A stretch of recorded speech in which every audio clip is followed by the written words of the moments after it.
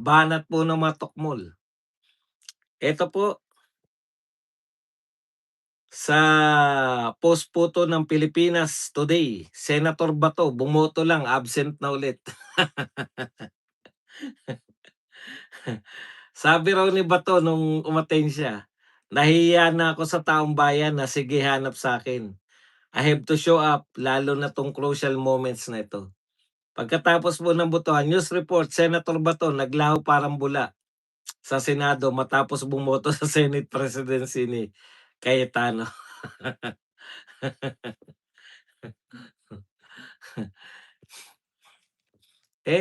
Sa totoo lang po, alam na po natin pinagkakatuwaan na lang po natin, 'no? Ang galit lang naman po kung na wala diyan sa Senado, nawala na po si Bato. Sa totoo lang po ang galit na galit lang naman talaga diyan kayong mga DDH.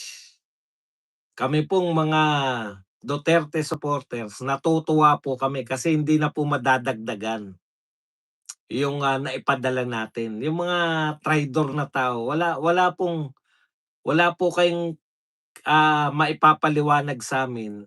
Hindi na nga natin kinikilala yung ICC kahit ba ano sila kaya lang naman tayo nagkakaroon ng problemang ganito dahil naipadala niyo minsan si Tatay Digong, isang malaking pagkakamali na napadala niyo dun sa dahig, gusto niyo pang sundan. Tama po, kami po, tama po ang ginagawa ni Senator Bato.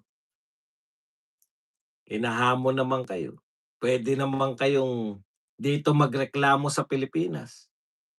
Lahat po na nagsasabi na tumatakas si Bato, bakit hindi niyo hikayatin yung mga nagreklamo sa ICC na ireklamo nila si Bato dito para si Tatay Digong na lang dun, tapos yung iba dito na lang.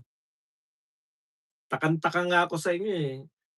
Sinasabi niyo mga walang pera yung mga nagreklamo, tapos dun pa niyo naisipang magreklamo. 'Di may nambuyo diyan.